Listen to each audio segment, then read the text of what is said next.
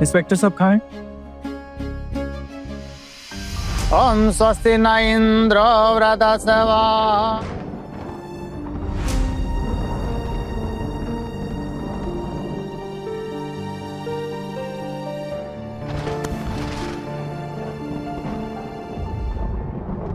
कुलदेवी का आह्वान करेंगे। या देवी सर्वभूतेषु शक्ति रूपेण संस्थिता नमस्तस्यै।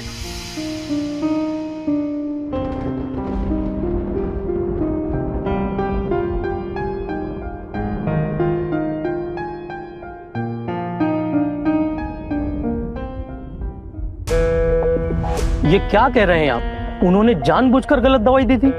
हाँ सर, नहीं तो ऐसे ही थोड़ी ना कोई अपने ही घर की बहू के खिलाफ कंप्लेंट करने आएगा। सर फिलहाल तो हमने उसे उसके घर भिजवा दिया है, लेकिन रिस्क तो अभी भी है ना। उसके बड़े बड़े कनेक्शंस हैं, बड़े बड़े गुंडों को जानती है वो। कल को आगे जाकर उसने अगर बड़ी मामी पे कोई हमला कर दिया, नुकसान पहुंचाने की कोशिश की तो। इंस्पेक्टर साहब आप प्लीज उसे गिरफ्तार कर लीजिए, उसे जल्द से जल्द जेल भिजवा दीजिए। अरे सैन बाबू, जेल में भरने के लिए पहले सबूतों की जरूरत पड़ेगी। फिर वो सबूत को अदालत में पेश करके ये साबित करना होगा कि ये क्राइम आपके घर की छोटी बहू ने किया है। तब जाकर जज साहब जेल की सजा सुनाएंगे। बहुत लंबी कानूनी कार्रवाई है। वैसे हम आएंगे आपके घर ये देखने कि कोई सबूत और मिलता है कि नहीं। और ये आहाना मैडम जिस कमरे में रहती थी, उस कमरे की तलाशी भी लेनी होगी। हाँ वैसे वो दवाई का पैकेट आपने फेंका तो नहीं ना? हाँ हाँ बिल्कुल संभाल कर रखा है ना। तो फिर ठीक है। अगर उस लड़की ने कुछ गलत किया है तो हम उसे छोड़ेंगे नहीं। एक बुजुर्ग महिला को जान से मारने की कोशिश करना बहुत ही गंभीर अपराध है। सबसे पहले हमें उसके खिलाफ सबूत ढूंढने होंगे और ये साबित करना होगा कि ये क्राइम उस लड़की ने किया है। और अगर सबूत हमारे हाथ लग जाते हैं तो फिर उसे हमारे हाथों से कोई नहीं बचा पाएगा। और इंस्पेक्टर साहब कहीं सबूत ढूंढने में देरी ना हो जाए। इस लड़की को सजा मिलना बहुत जरूरी है, नहीं तो बाकी लड़कियों के इसे देखकर हिम्मत बढ़ जाएगी। सच में अगर उस लड़की ने कुछ गलत किया है तो उसे सजा जरूर मिलेगी। चलिए जाइए, मिलते हैं आपके यहाँ। ठीक है सर, थैंक यू। आहाना कैसी है? रिंकी पायल लो आ गई जून बनाकर। अरे आना, अब तेरी शादी हो गई है, तू ससुराल में रहती है, अब तो ये दोस्ती यारी छोड़ दे। बड़ी माँ, मैंने नहीं बुलाया इन लोगों को, ये लोग खुद आई हैं मुझसे मिलने। कैसे हो तुम लोग? मैं अच्छी हूँ आहाना। वो मैं और रिंकी डॉक्टर के यहाँ से लौट रहे थे तो सोचा तुम भी आ गई होगी तो मिलने चले आए। वैसे हम ज्यादा देर रुकेंगे नहीं। अरे बाबा, जमाई ने अभी तक खाना नहीं खाया है, तुम फोन करके आती तो अच्छा होता ना। बेटा, आहाना के दोस्त ना उससे बहुत प्यार करते हैं, लेकिन उनसे भी ज्यादा उनके परिवार वाले आहाना से प्यार करते हैं। सबकी लाडली है मेरी बच्चे। किसी की भी मुश्किल में दौड़े दौड़े चली जाती है, कोई भी तकलीफ में हो तो उसका बहुत ख्याल रखती है। जी जमाई बाबू, आहाना तो हम सबकी फेवरेट है। अच्छा वैसे आप कैसे हैं? बस चल रहा है। पायल, तुम डॉक्टर के पास क्यों गई थी? वो थमी की ना बहुत दिनों से तबीयत बहुत खराब है, तो फिर उन्हीं की रिपोर्ट्स लेके मैं डॉक्टर के पास गई थी। क्या हुआ थम्मी को? सब ठीक है ना? कुछ कहा डॉक्टर ने? मुझे तो डॉक्टर ने कुछ भी नहीं बताया है। बोला है कि पापा को बुलाना है शाम में, तो बस उनको शाम में भेजूंगी, फिर देखते हैं कि डॉक्टर क्या बताते हैं। अच्छा आहाना, अब हम चलते हैं। बड़ी माँ, जा रहे हैं हम। आती रहना मिलने। जब से आना शादी करके ससुराल गई है ना, तुम तो हमारी खैर खैरियत पूछने आती ही नहीं। जब आते थे आहाना से मिलने तब तो आप खूब डांट लगाती थी, और अब जब आहाना नहीं है तब आएंगे तब तो आप हमारी हालत ही खराब कर देंगी। अरे चुप, बहुत मस्करी करती है ये लोग सब। आहाना ध्यान रखना। तुम लोग भी।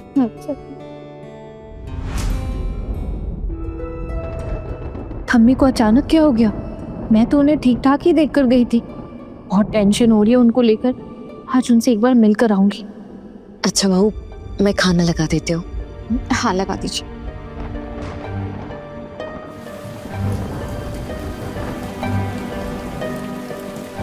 बाप रे, फिर से बारिश शुरू हो गई। बेटा, ऐसी बारिश में ऑफिस जाना जरूरी है क्या? जी माँ, जरूरी तो था, लेकिन अब बहुत देर हो गई है और वैसे भी बारिश शुरू हो गई है तो समझ नहीं आ रहा कि क्या करूं। आप इतनी बारिश में घर कैसे लौटेंगे? अगर आप ऐसे जाएंगे तो भीग जाएंगे ना। अरे चले जाएंगे घर, और वैसे भी इतने भी क्या जल्दी है घर जाने की। अभी खाना खा के थोड़ा आराम करने दो। और वैसे भी अगर आज ये ऑफिस नहीं जाते हैं ना, तो मैं तो रात का खाना खिला कर ही भेजूंगी। अरे नहीं नहीं माँ, कोई बात नहीं, मैं माफ़ कीजिएगा लेकिन मैं डिनर नहीं कर पाऊंगा। मुझे शाम से पहले घर पहुंचना ज़रूरी है।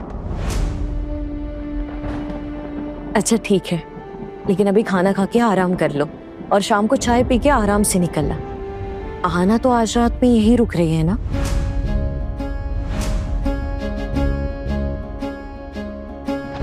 हाँ माँ, सिर्फ आज रात ही क्यों, तुम चाहो तो 2-3 रातों तक रुक जाती हो ना यहीं पे।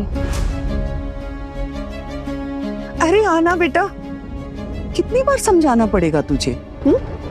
नई नई शादी है, नया नया ससुराल है, समय दे उनको। ससुराल वालों ने यहाँ आने की परमिशन दे दी, इसका मतलब ये तो नहीं ना कि पूरी जिंदगी भर तुम यहीं पड़ी रहोगी। अपनी गृहस्थी को देख, अपने ससुराल वालों को संभाल, और तेरी सास की तू देखभाल कर।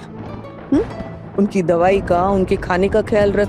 तेरी माँ बता रही थी कि उनकी तबीयत ठीक नहीं है, गिर गई थी।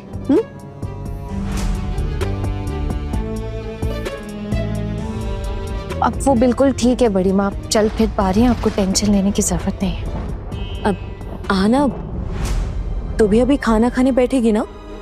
नहीं माँ, मैं बाद में खाऊंगी। अच्छा, दामाद जी के साथ खाना खाने में बैठने के लिए शर्मा रही है? कोई बात नहीं, बाद में खा लेना। दीदी, आप और भाई साहब बैठेंगे ना अभी? मैं खाना लगा देती हूँ। हाँ लगा दो भाई, खड़े खड़े भूख लग गई है तब से। हाँ बस मैं सामान उठा लेती हूँ और तुरंत खाना लगाती हूँ। माँ मैं चेंज करके आती हूँ। हाँ बेटा।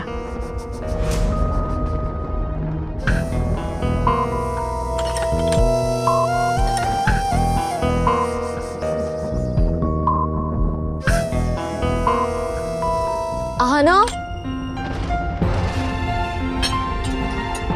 आना, यहाँ बेटा। भाभी आप क्यों खड़ी हैं? आप बैठिए ना, आपको भी परोस देती हूँ। अरे नहीं नहीं,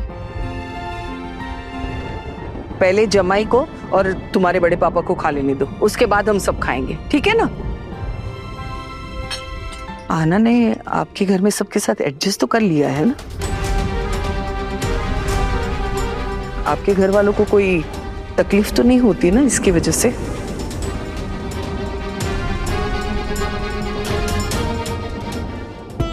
अरे जमाई बाबू, आना की तरफ क्या देखे जा रहे हो? बड़ी माँ ने जो सवाल पूछा उसका जवाब दीजिए ना। आना एडजस्ट तो कर पा रही है ना? जी हाँ जी, सब ठीक है। जरूरत पड़े तो डांट भी देना, अब तुम्हारे घर की अमानत आई। हमसे जितना हो सकता था हमने पढ़ा दिया, लिखा दिया। बस ससुराल से कोई शिकायत नहीं आनी चाहिए। और हाँ बेटा, तुम्हारे हाथ जोड़ता हूं मैं, मेरी उम्र का थोड़ा लिहाज करना। कमजोर दिल का हूं, कोई ऐसी बात मत करना कि मुझे झटका लगे। बेटा, ऐसा कभी कुछ मत करना जिससे हमारी बेइज्जती हो। देखो, तुम्हारी परवरिश में तो हमने कभी कोई कमी नहीं छोड़ी। बस तुम्हारे ससुराल वालों के सामने कभी हमारा सिर ना झुके, ऐसा कभी कुछ मत करना। और थोड़ा अपनी जुबान पे भी है ना लगाम कसना। हर बात का जवाब देना जरूरी नहीं होता। और क्या, अब मुझे ही देख लो, आज तक तुम्हारे बड़े पापा और बड़ी माँ के सामने मेरी जुबान चली है क्या? मैं तो इनकी सारी बातें मानती हूँ, हर काम उनसे पूछ के करती हूँ मैं। क्यों माँ जी? मुझे मेरे बेटे पर पूरा भरोसा है कि वो अपने ससुराल वालों का ख्याल अच्छे से रखेगी। जा जाकर छोड़ा इसे, इसकी तो शक्ल 1 मिनट नहीं देखना चाहती मैं।